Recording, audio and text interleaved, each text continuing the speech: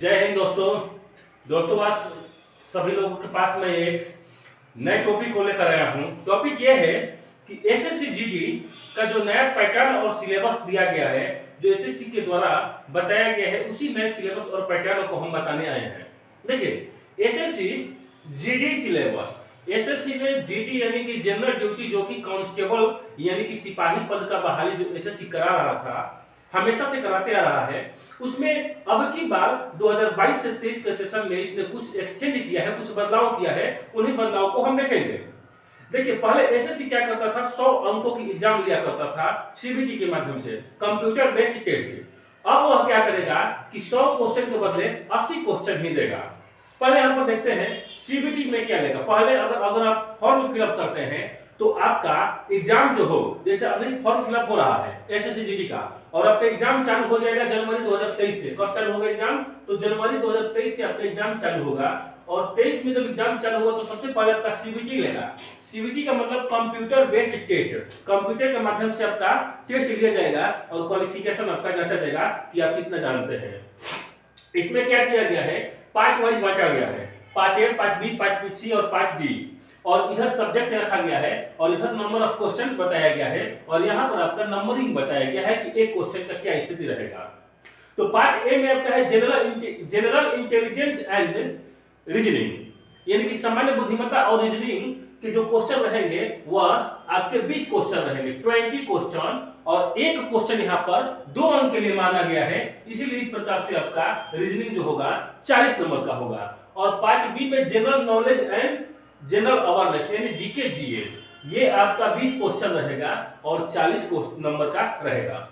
इसके बाद पार्ट सी में आपका एलिमेंट्री मैथमेटिक्स यानी कि मैथ सब्जेक्ट दिया गया है, मैथ के भी 20 क्वेश्चन रहेंगे और मार्क्स आपका 40 रहेगा। पार्ट डी में आपका इंग्लिश या हिंदी, ध्यान रखना है जीडी में ही ऑप्शन देता है इंग्लिश या हिंदी, या तो आप हिंदी बनाइए या फिर अपना इंग्लिश बनाइए, आपके चॉइस के ऊपर निर्भर करता है कि आप कौन सा विषय ज्यादा जानते हैं। ठीक, अगर आप हिंदी चुनते हैं या फिर इंग्लिश चुनते हैं, कोई भी एक विषय चुनते हैं, तो कोई एक विषय के लिए आपको 20 क्वेश्चन सॉल्व करना होगा। जैसे हिंदी सॉल्व करते हैं तो हिंदी के लिए आपको 20 क्वेश्चन सॉल्व करना पड़ेगा, और इस प्रकार से हिंदी के लिए आपको 40 मार्क्स मिलेंगे।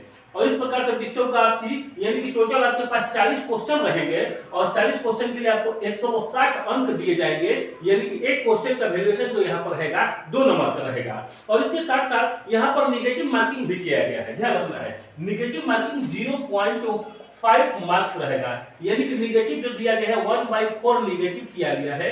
इसीलिए आप सभी लोगों से अपील है कि जब एग्जाम में जाइएगा तो नेगेटिव टच ही नहीं करिएगा, जितना जानिएगा उतना इसमें आप क्वेश्चन लगाइएगा, ताकि आपका नॉर्मलाइजेशन के दौरान आपका नंबर उच्च हो, बढ़े। ठीक, इस 80 क्वेश्चन के लिए आपको टोटल समय दिया जाएगा 60 मिनट। 60 मिनट का मतलब होता है 1 घंटा।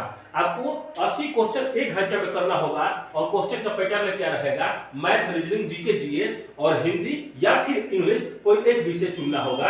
यह आपका एसएससी के द्वारा नया पैटर्न बनाया गया है जो 2022 से 23 का।